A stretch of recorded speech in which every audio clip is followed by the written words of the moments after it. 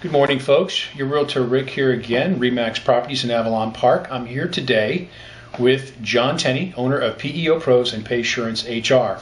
Welcome, John. Good morning. Employers are concerned about the W-2 tax expenses and are considering 1099 employees. Can you talk about that? That's a great question. First of all, let me say there are no such things as 1099 employees. You're either a W-2 employee or you're a 1099 contractor, and that's very important that employers realize that. Concerning W-2s and 1099s, let's talk about the state of Florida. If you convert someone to 1099, the state loses a significant amount of taxable income with the unemployment taxes. So does the federal too, but they're less concerned about it than the states are. The state reemployment fund has been depleted, as we know, and they are anxious to replenish that fund. So the auditors have been tasked, no, they've been assigned, they've been told to go out and find people who are using employees as 1099s and therefore getting around the unemployment taxes. So if you're doing that, it makes you a target, not just from the IRS, who is not getting their state and federal withholdings, but also the state unemployment tax or the reemployment tax fund. So it's a serious issue. Now they have developed a set of questions, which we'll show here in a graphic. 20 questions basically, 15 no's and 16 yeses.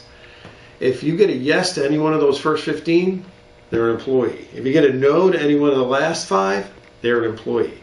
And just to give you an example of how tricky these things can be, does the business provide training to the worker? Well, how can you have anybody work for you if you haven't trained them what to do? Now, see, they're trying to differentiate between the artisan contractor and the casual employee.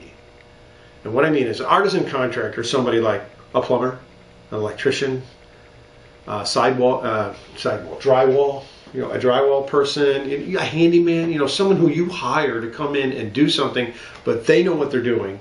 You just give them the assignment and they handle it all. That's a true contractor. Somebody who's working for you and you just want to avoid paying them taxes, it's a gray area, but that's what they're looking for. Are they looking at everybody? No. But there are certain companies they are looking at, there's certain fields they're concentrating on, particularly in construction. They're looking for people who are misclassified as a 1099. And they use these questions. Here's just another example. Does the business provide instructions to the worker about when, where, and how he or she is going to perform the work? So you can see, if they want to call a 1099 an employee, they can pretty much do it. And you're going to be responsible for all the back taxes, for all the state and federal employment taxes, for interest, penalties, and late fees.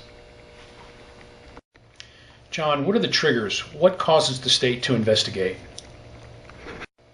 Good question.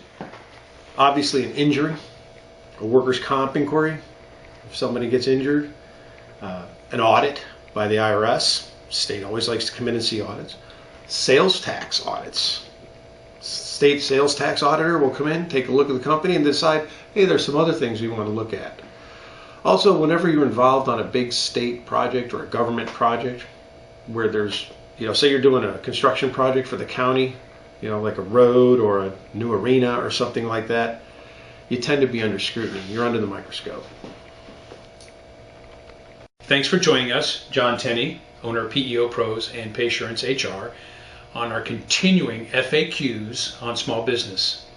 John, if people have any questions, how can they get a hold of you? Well, they could use the contact form on our website, PEOpros.com. That goes to an email which gets sent out to all of our agents, including our phones, so we'll get it right away. Or you can call us. In Orlando, it's 407-490-2468. Outside the area, 800-788-8343. Thanks for watching.